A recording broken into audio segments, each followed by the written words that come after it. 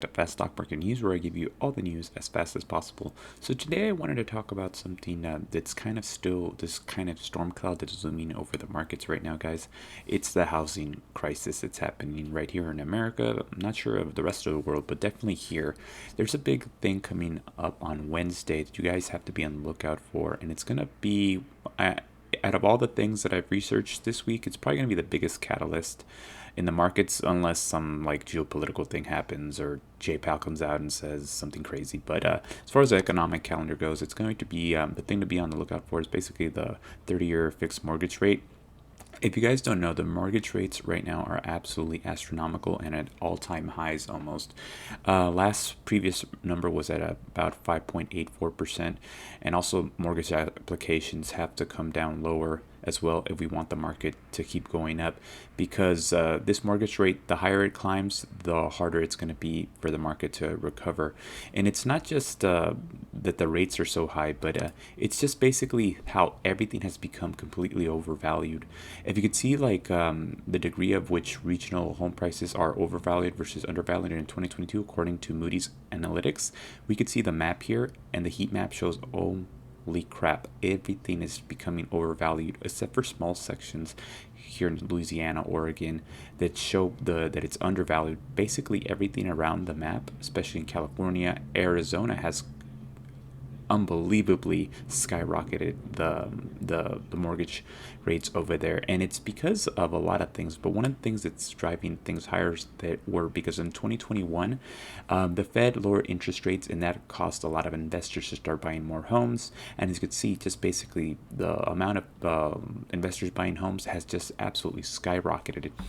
And the reason for that in 2021 that they were buying them is because as the COVID recession took a hold in 2020, the Federal Reserve basically pushed the mortgage rates to historic lows. So there's basically, that's the reason that right now the bubble's bursting, and we're seeing that the housing crisis getting worse. There's an interesting video on CNBC that kind of lays out everything that's happening right now, and I wanted you guys to have a look. Home sales breaking a 6-month losing streak in May, rising almost a percentage point last month versus April. The Northeast seeing the biggest gain, up more than 15%, but the overall figure still down 14% compared to the same time last year. Our next guest warns a housing correction is dead ahead. Mark Zandi is the chief economist at Moody's Analytics. Mark, great to have you with us. Thank you, Melissa. It's an important distinction. You're calling for a correction and not a crash. What prevents us from seeing a crash? Is it just that the underwriting this time around is a lot better, a lot different?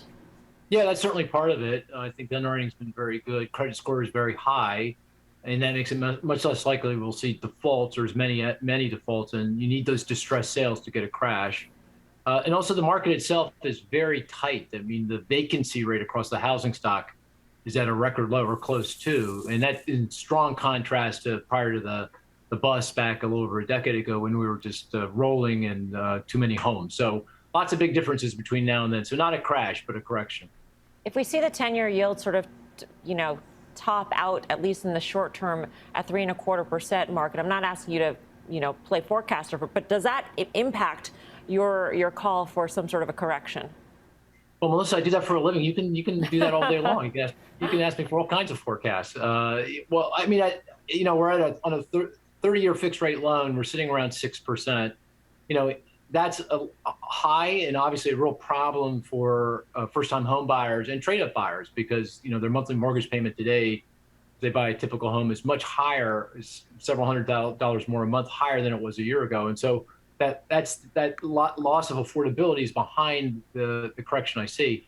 If we stay around 6, I think the market will ultimately adjust and we get that correction. If it goes much higher than that, then we'll get a much more significant pullback in the housing market, weaker home sales, weaker house prices, and home building. Guys, that's basically the video I wanted to do today. Something to put in your radar, especially for Wednesday. And it's going to come out at 4 a.m. Pacific Standard Time. And this will probably be the biggest driver of the week for the stock market. Unless, again, something happens, political things, Fed comes out. But nothing really massive happening this week. But thanks again for watching my video, guys. And I hope to see you guys again tomorrow. Take care. Thanks again, everyone, for watching Fast Stock Market News. If you enjoyed the video, consider subscribing, commenting, or liking the video. I would greatly appreciate it. My name is Gio, and I'll see you tomorrow, guys. Take care.